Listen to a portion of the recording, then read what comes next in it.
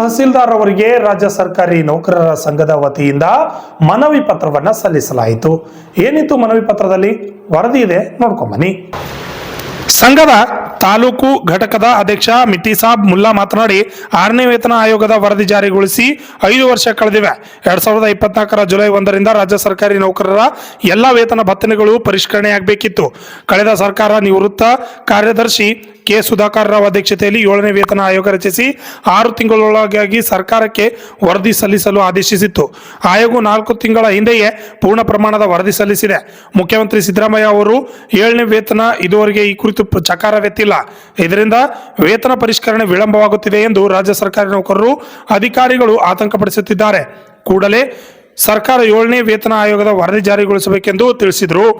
7ನೇ ವೇತನ ಆಯೋಗದ ವರದಿ ಜಾರಿಗೊಳಿಸುವಂತೆ ಒತ್ತಾಯಿಸಿ ತಹಸೀಲ್ದಾರ್ ಮೊಹಸಿನ್ ಅಹಮದ್ ಅವರಿಗೆ ರಾಜ್ಯ ಸರ್ಕಾರಿ ನೌಕರರ ಕಮಲಾಪುರ ತಾಲೂಕು ಘಟಕದ ವತಿಯಿಂದ ಮನವಿ ಸಲ್ಲಿಸಲಾಯಿತು.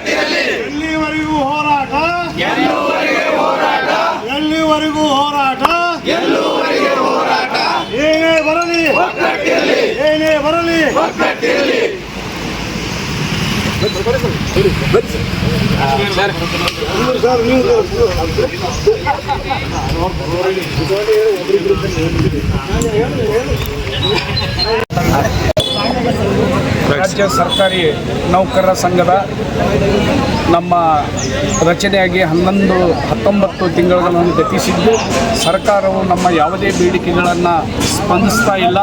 ಆ ಕಾರಣಕ್ಕಾಗಿ ನಾವು ಸತತವಾಗಿ ಹೋರಾಟವನ್ನು ಮಾಡುತ್ತಾ ಬಂದಿದ್ದೇವೆ. ಜನವರಿ ತಿಂಗಳಲ್ಲಿ ಸರ್ಕಾರಿ ಶಾಸಕರನ್ನ ಮನವಿ ಮುಖಾಂತರ ಮತ್ತು ಬೇರೆ ಬೇರೆ ಜಿಲ್ಲಾಧಿಕಾರಿಗಳ ಮುಖಾಂತರ ಮನವಿಯನ್ನು ಸಲ್ಲಿಸಲಾಗಿದ್ದು, ಅದೇ ರೀತಿ 7/7/2024ರಂದು ಚಿಕ್ಕಮಗಳೂರಿನಲ್ಲಿ ನಡೆದ ರಾಜಕಾರಣಿಯ ನಿರ್ಣಯದಂತೆ ಇಂದು ನಾವು ಮಾನ್ಯ ತಹಸೀಲ್ದಾರರಿಗೆ ಮತ್ತು ಶಾಸಕರಿಗೆ ಮನವಿಯನ್ನು ಸಲ್ಲಿಸಿದ್ದೇವೆ. ಒಂದು ವೇಳೆ ಸರ್ಕಾರವು ನಮ್ಮ ಮನವಿಗೆ ಸ್ಪಂದಿಸದೇ ಇದ್ದರೆ ದಿನಾಂಕ 23/7/2024ರಂದು ಎಲ್ಲ ಉರುಂದಲ್ ನೌಕರ ಸಂಘದ ಅಧ್ಯಕ್ಷರು ಪದಾಧಿಕಾರಿಗಳ ಸಭೆಯನ್ನು ಕರೆಯಲಾಗಿದೆ. ಆ ಸಭೆಯ ನಿರ್ಣಯದಂತೆ ಸರ್ಕಾರ ಅಲ್ಲಿಯವರೆಗೆ ನಮ್ಮ ಮನವಿಗೆ ಸ್ಪಂದಿಸಿದರೆ ಒಳ್ಳೆಯದು. ಒಂದು ವೇಳೆ ಮನವಿಗೆ ಸ್ಪಂದಿಸದೆ ರಾಜ್ಯ ಸರ್ಕಾರಿ ನೌಕರರ ಸಂಘದ ಕಮಲಾಪುರ ಘಟಕದಿಂದ ಮತ್ತು ಉರುಂದ ಸಂಘದ ಎಲ್ಲ ಸಂಘದ ಅಧ್ಯಕ್ಷ ಕಾರ್ಯದರ್ಶಿಗಳು ಮತ್ತು ಸರ್ವ ಸದಸ್ಯರು ಕೂಡಿ ಇವತ್ತು ಕರ್ನಾಟಕ ರಾಜ್ಯ ಸರ್ಕಾರಿ ನೌಕರ ಬೇಡಿಕೆಗಳನ್ನು ಮಾನ್ಯ ತಹಸೀಲ್ದಾರ್ ಮುಖಾಂತರ ಸಲ್ಲಿಸಲಾಯಿತು.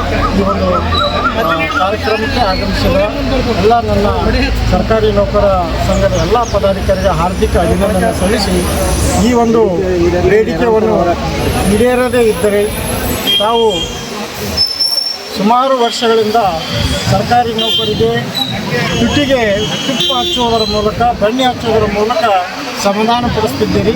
ಅದಕ್ಕೆ ಈ ಒಂದು ಬೇಡಿಕೆ 29ರ ಒಳಗೆ ಈಡೇರಿಸಿದರೆ ಉಗ್ರವಾದಂಥ ಹೋರಾಟ ಮಾಡಬೇಕಾಗ್ತದೆ ಅಂತ ಹೇಳಿ ರಾಜ್ಯ ಸರ್ಕಾರಕ್ಕೆ ಇವತ್ತು ಈ ವೇದಿಕೆ ಮುಖಾಂತರ ಎಚ್ಚರಿಕೆ ಕೊಡಲು ನಾವು ಬಯಸ್ತೇವೆ.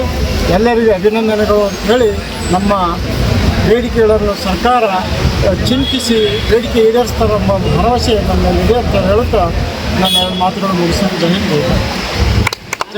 ಈ ಸಂದರ್ಭದಲ್ಲಿ ಸೋಮನಗೌಡ ಮಲ್ಲಿಕಾರ್ಜುನ್, ಕಾರ್ಯದರ್ಶಿ ನೌಕರರ ಸಂಘದ ಅಧ್ಯಕ್ಷ ಶರಣಬಸಪ್ಪ ಜೀವಣಗಿ, ಜಗಪ್ಪ, ಮಂಜುನಾಥ್ ಪಾಟೀಲ್, ಶಿವಶರಣ ಶೆಟ್ಟಿ, ದಾಸಿಮಯ್ಯ ವಡ್ನಿಕೇರಿ, ಅಂಬರಾಯಿ ಮಡ್ಡೆ, ಚಂದ್ರಶೇಖರ್ ಗೌಡ್ಗೋಳ್, ಪೀರಪ್ಪ ಹೂಗೋಣ್, ಸೀಮಾ ಮಸೂತಿ ಮಠ ಮತ್ತಿತರರು ಹಾಜರಿದ್ದರು. Shashi Patil, RJ32 news Kannada.